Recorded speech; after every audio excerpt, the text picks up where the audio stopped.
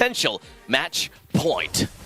Well, thank you so much, Abstract. We're going to be jumping in towards the second game for the final series here in Group B. It is going to be Rebellion Esports going up against Smart Omega to fight for the points here. And who is going to be the team that walks away with a W by the end of today, or who will be the ones that gets a loss? Smart Omega were able to come out on top in game number 1 because they were able to play around their late game scaling by having a Jome on that Moskov. However, in this game, Rebellion are the ones that have a clear late game win condition in not just Moskov, but Ling as well. Which means Smart Omega basically needs to create pressure right from the get-go or risk getting outscaled. Oh boy, now speaking of getting outscaled right here, now Chaknu is in a little bit of trouble here as well. Spear almost connecting the kill, but guess what, Rio? He dodged away, came back in time, and secured the kill. That's going to be first blood for him. So 1-for-1 for both teams. Yeah, they trade 1-for-1 for the roams, but Rebellion got... Hold on. Oh no, Rio going to be in a little bit of trouble here. He doesn't have his 4. He will not be able to get pop Tempest of Blade to get out to safety. So mistakes were made there. And Smart Omega is able to capitalize on this. Yeah, initially I was going to say Rebellion have the slight advantage because their kill was first blood, but now they've ended up losing Rio as well. And giving the kill to Jome, probably the worst person to give it to, which allows Smart Omega to start gaining some ground. I'm curious whether or not is Jome going to go for the Sky Piercer build instead, because I don't know why, but we've started to see a lot of teams, especially in SBS here, kind of fall away from the Sky Piercer. And now Jome, considering that he's got a decent lead there, I'm curious to see whether or not is he going to try and play that. But as of now, Matt, he will get his 4 first. He might drop the spear on Jome, and he doesn't really have mana to outplay this. Meanwhile, middle lane, Chaknu, going to be taking a little bit too much damage. He will be able to get out of safety, but Smart Omega already making quick work on the turtle. Oh, nicely played there. Being able to deal with the aggression in bot and mid lane. Though it does look like audytzy going to be rotating down to try and mess with Jome even more. Unfortunately, he's very low on HP, but he can't really afford to leave just yet because that would mean missing out on some crucial gold right now. Well, speaking of goals right now, Rebellion, they're going to be making sure that Matt has a decent amount of game. And it feels like both teams has very, very similar playstyles, right? They want to play towards the strength of the gold laner and then hope to kind of scale a little bit better in a later stage of the game. But meanwhile, they do find a very decent catch here. Cars going to return the favor with the penalty zone to try and shut him down. 7 seconds, no time for you, and he is going to get shut down. Ryota looking to get a little bit of finish here, but Mark Cars, he got out of vision, and he wasn't able to get a kill, and that's going to be Rebellion that actually finds 2 in the pocket. As the body of the Smith right there, you think he's just 1 shot away, but you're not quite able to finish him off, and that is already a bad sign because, as we mentioned, Smart Omega really needs to be the team that's creating these early game plays. Rebellion, once you hit that late game, should have an easy path to victory just off of scaling Rio and Matt. Oh boy, this is going to be a very, very difficult game here. But top side, we do see an attempt here coming from Smart Omega. They're going on towards Cars once more. They have the burst, but can they buy time?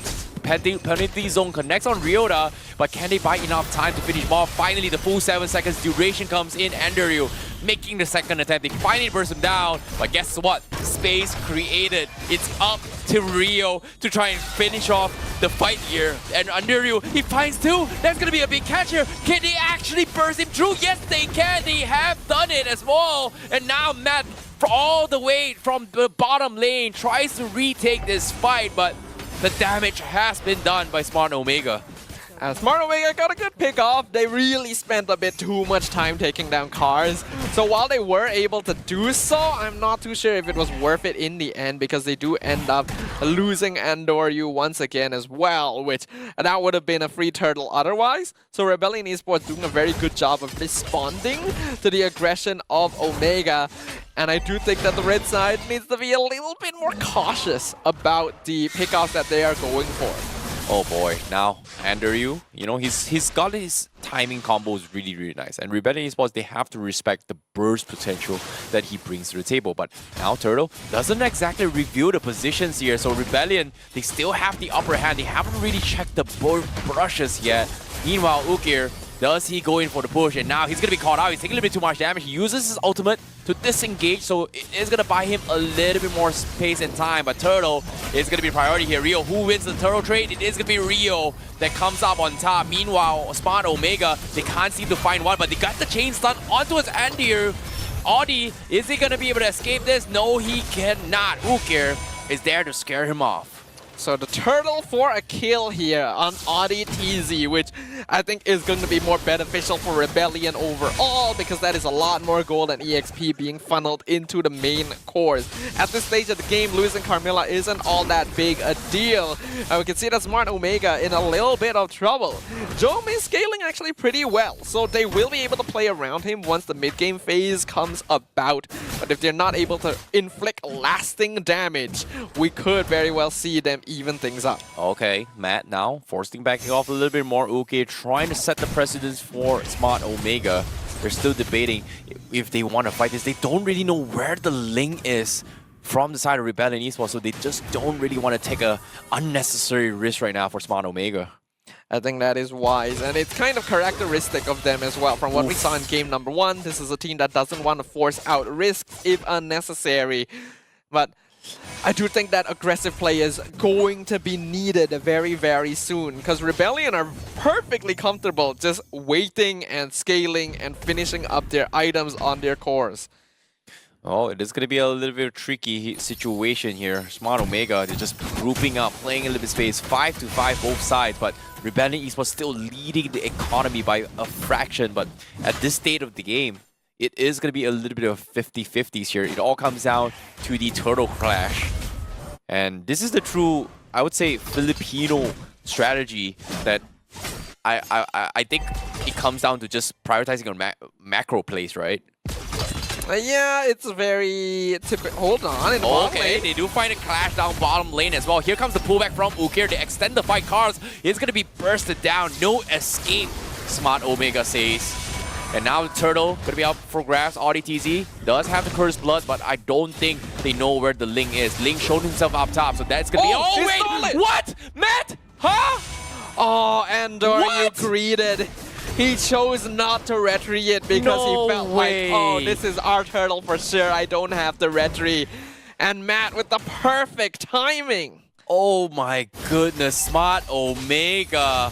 They made the big mistake. What a steal from Matt. And because of this, now Rebellion, they will be the ones that have the turtle buff advantage. That's a big blunder. Smart Omega committed a lot of resources to getting that turtle. They gave up top tier 1 because they knew they wouldn't be able to match the mobility of Rio. And they still weren't able to get it anyway. Looking at the items here. Ooh, Thunderbelt build actually on Jome. So he's going for a slightly safer option with the Wind Talker to make sure he has some bulk. But otherwise, the items are not quite coming out quick enough. We can see that. Matt is getting close to finishing his Trinity. Yeah, Rio is already level 13 as well, 8 minutes a game on this lane. He's just getting the freest farm of his life. And I'm really surprised Andrew is able to actually kind of somewhat mirror him on this Julian pickup. The Julian we already know, very strong early game assassin. Unfortunately, not really able to do a lot with it just yet. He's got 4 kills, yes, but 2 deaths is not ideal when you have a built-in form of escape. Smart Omega, we're gonna have to see what kind of positioning they're looking for here. Oh, looks like they are gonna try to make an attempt here to try and clear off the minions here. audytzy gonna be stranded as well. Uki building out the stats to try and drag him back. He does have the Curse Blood, but he's chain stunned all the way through. No chance to counter engage. Meanwhile, the rest of the Rebellion Esports is here to fight. Cars is able to return the favor, gets a kill onto this fight. Meanwhile, here he comes. Ryu on this link is gonna clean house on the rest of Smart Omega, but do they want to commit? No, they do not. So they will trade 2 for 2 instead. Jome is really being the standout player for Smart Omega here. We're seeing it over and over. Oh, wait, the spear comes in. Andrew, he's going to be bursted down. He doesn't get these combos in time. He cannot escape at all. What a catch from Matt. Yeah, Matt, you could see that he's feeling a lot more comfortable in this game compared to previously. Moskov, we already know how dangerous this hero can be as compared to something like a Claude, and this seems like it's going to be a pretty free lord for the side of Rebellion Esports, who now are in control of the game. Wow, what a play coming from Rebellion Esports. And Smart Omega now, what seemed to be in their control has gone completely down to smithereens. Ukir 0-5 on this Juicin, but we haven't seen that burst potential, and Rebellion Esports just taking advantage that they do have that mobility advantage right now. We need to see a little bit more from the rest of the team here, because it's clear that Jom is pulling his weight, maybe even more than his weight. And I'm not really seeing a lot of that from the rest of Smart Omega. Ukir is setting things up well for Ryota, but Andorio is not really able to survive long enough to actually dish out meaningful DPS. audytzy in a little bit of trouble here. He's going to be poked away, but he's down to his last pick. So Joe, he doesn't want to commit it. He's going to back out instead. They just don't have the finisher, but it is enough to scare off Rebellion to back off. It is something at least, but a kill there would have been pretty nice because they're not able to get that. We can see now the Ling, the impact this hero has, and the reason why he's being frequently banned out by every other team here. The ability to just split across the map, get free towers for absolutely no investment is making a huge difference right now in terms of map control for Rebellion Esports. Oh boy, this is going to be a very, very important one here for Smart Omega. But at the same time, Rebellion Esports, they understand their timings very, very well. Like, it's all about buying time. Matt is 2-0-3, he's almost hitting his level 15, and he's so close to his final item power spike because he's already max slotted here. He just doesn't have his Winds of Nature. Not exactly sure what his final item is going to be going for, but he is at a state where he is going to be threatening anyone from the side of Smart Omega. And for Smart Omega, I still worry that they're playing way too safe. They're playing way too slow. Like, they had a free push in the bottom lane. They just had to stay for a couple seconds longer, hit the tower once or twice. The tier 1 would have gone down easy. Instead, they just backed off straight away. I understand that you are afraid that the enemy team may catch you out, but that's why you need to have more vision over the map. I'm really not seeing the effectiveness of this strategy from Omega. Oh, nice outplay here. They do bait out cars in this vicinity. They're trying to drag this out, but there's no follow-up coming in from Smart Omega. Andorio looking for the wraparound as well. He's up to Yuki going for the setup as well. They find cars. They finally burst him down with this Juicin. Slow and steady wins the race, and Smart Omega calculated this fight. audytzy getting caught out by the combo here, but guess what? Rio almost died with his 1 HP. Job looking for the pounds, and here he comes. He's going to be stunned his way through towards the turret here. Can he survive? No, he cannot. The curse block comes in, but he somehow survives. Job, he actually escapes with a barely a pixel. The heals from Chaknu to keep him alive. Matt making that mistake, and Smart Omega is able to get 2, and now potentially the Lord.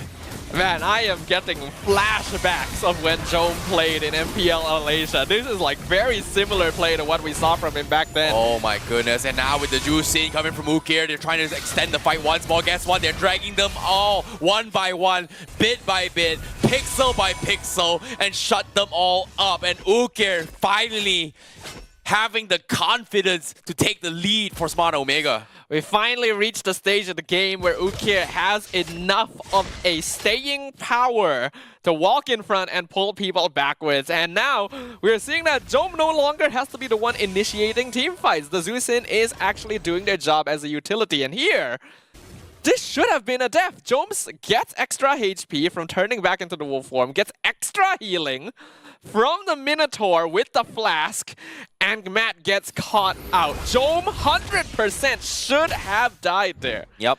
Now Juicin does have the brute force breastplate as well, so he is a little bit more mobile now. And guess what? Here comes the setup with Ryota to try to burst down cars, but at the same time, they can't finish him off. You can see Ukir trying his best, trying to drag somebody out of the fight, but Rio, he's taking so much damage. He almost died to this as well, and Andorio, he will be the ones to fall, but Ukir is able to trade one for himself, so it's going to be a 1-for-2 exchange. But Smart Omega is not over yet. The spear doesn't seem to connect from the side of Matt.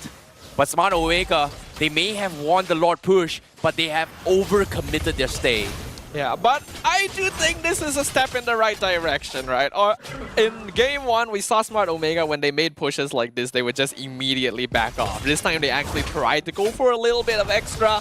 So I actually like that. I want to see a little bit more of that, though ideally a little bit cleaner, because I think they did commit a little bit too deep in that situation. Back and fro, and back and fro. It is going to be anyone's game at this stage of the game, and both teams now just pouring their hearts and souls. And it seems like it could be anyone's game. It comes down to those individual mistakes, or in this case, individual outplays coming from both sides. And now Jom, no, he's gonna go for it. He's well Rio. He's gonna be able to escape this. He's fine. But Ukir on this Jusin has an Ice Queen 1 on this Jusin. And it is gonna be a scary one because think about this. Valentina stealing Jusins out doesn't really help him at all. Yeah, not really. It just makes them a little bit tankier. So that's not the ultimate that they're going to want to steal most of the time here. The Rebellion Esports, we have to note, right? They're a very strong late game team.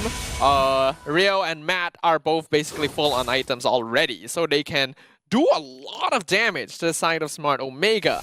But I'm feeling a little bit of a flaw on Rebellion as well, where they are starting to play a little bit afraid. Smart Omega has managed to find opportunities to regain advantage, and it has really stifled Rebellion's original aggression.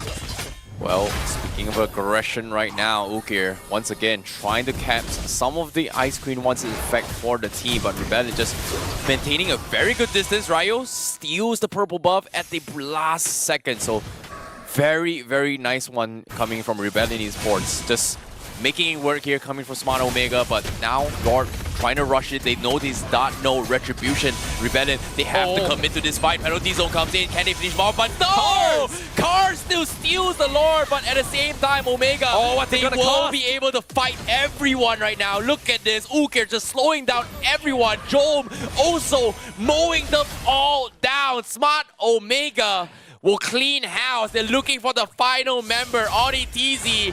How far can you run? First immortality is there, and he is gonna go down, and that's gonna be a wipeout for Smart Omega. You may have secured the Lord, but it doesn't matter when you're all dead. Crystal falls, and Smart Omega takes 2-0 against Rebellion Esports. They found their opportunity, they found the mistake. It looked like a great initiation from Cars, and it almost seemed like Rebellion could have turned things around with the Terizla getting the last hit on the Lord. But he didn't realize his team was too far away. They couldn't follow up on him. And by the time he was taken out, they realized they had over-committed and were in direct range of the firing line. That was Smart Omega. So, ladies and gentlemen, here we go, the conclusion of the 4th series of the day. Unfortunately, the deja vu of Group D Challenge season indeed happened again, with Smart Omega getting themselves a 2-0 victory on top of Rebellion Esports. For a second there, I really thought that perhaps finally being able to see that assassin jungler coming from the side of Rio could have changed things around a tad little bit. But what exactly is the main issue coming out from this link? Looking